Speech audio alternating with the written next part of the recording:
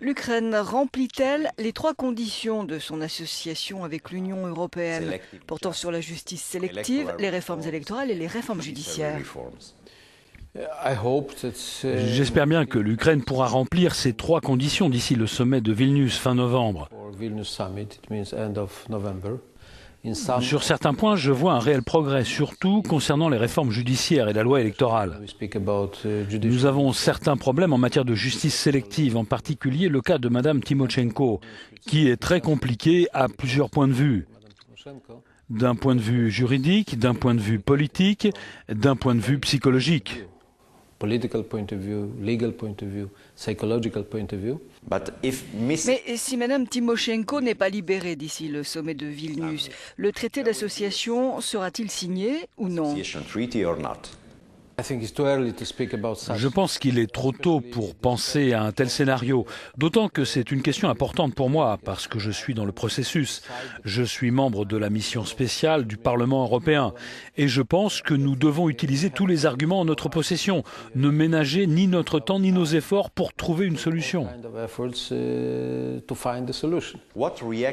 Quelle réaction devons-nous attendre de la Russie une fois faite l'association de l'Ukraine avec l'Union européenne? Je crois qu'actuellement c'est compliqué pour l'Ukraine parce que la pression de la Russie est incroyable. Elle est très forte et ils utilisent toutes sortes de méthodes. Le blocus commercial, les pressions sur certains oligarques ukrainiens, une certaine propagande médiatique en faveur de l'union douanière. Mais à mon avis, si nous signons l'accord d'association à Vilnius, la Russie changera de ligne parce qu'une telle politique de pression est néfaste. Les résultats sont totalement contre-productifs.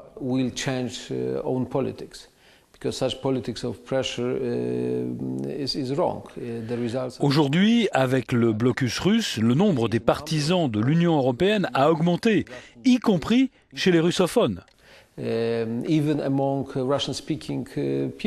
Récemment, vous avez dit que plus d'intégration, plus d'élargissement représente une chance pour l'Europe. Pensez-vous que parler d'élargissement est réaliste en ce moment?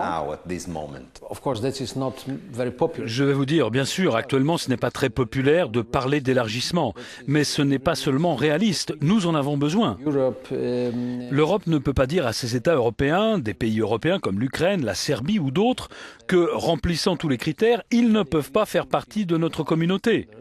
Bien sûr, nous ne disons pas l'adhésion demain, nous ne disons pas la zone euro la semaine prochaine, nous ne disons pas plein d'argent le mois suivant, mais nous parlons d'un processus qu'il est nécessaire d'engager. Thank you very much, Mr. President.